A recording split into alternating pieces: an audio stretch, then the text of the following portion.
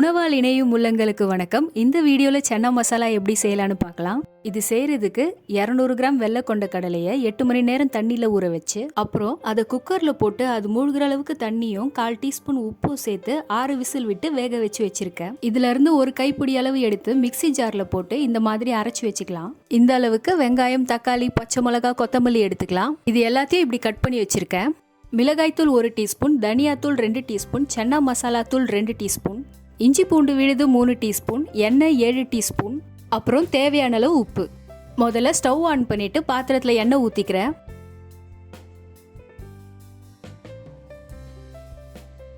இதுல வெங்காயம் போட்டு பொன்னிறமா ஆகுற வரைக்கும் வதக்கிக்கலாம்.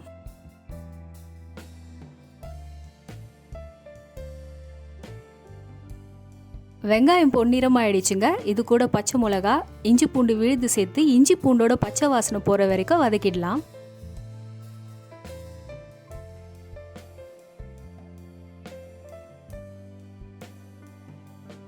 இப்போ தக்காளியும் சேர்த்துக்கிறேன்.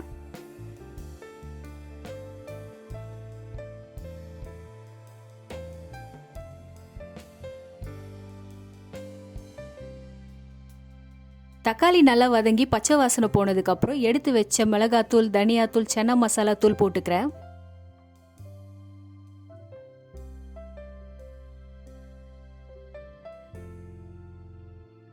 இது கூட கொஞ்சமா தண்ணி சேர்த்து லைட்டா வதக்கிக்கலாங்க.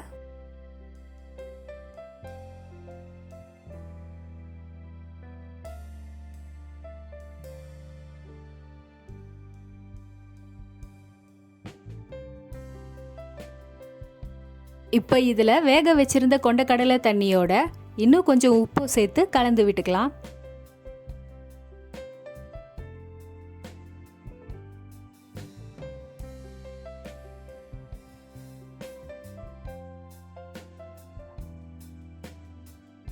இது கூட ஏற்கனவே அரைச்சி வச்சிருந்த கொண்டக்கடலையை கிரேவி திக்காகிறதுக்காக இதில் சேர்த்துக்கிறேங்க.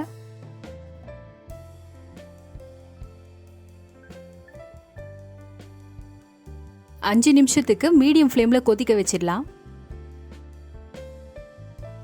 கொதிச்சிடுச்சுங்க. கடைசியாக கொத்தமல்லி போட்டு ஸ்டவ் ஆஃப் பண்ணிடலாம். அவ்வளோதாங்க, சன்னா மசாலா ரெடி ஆயிடுச்சு.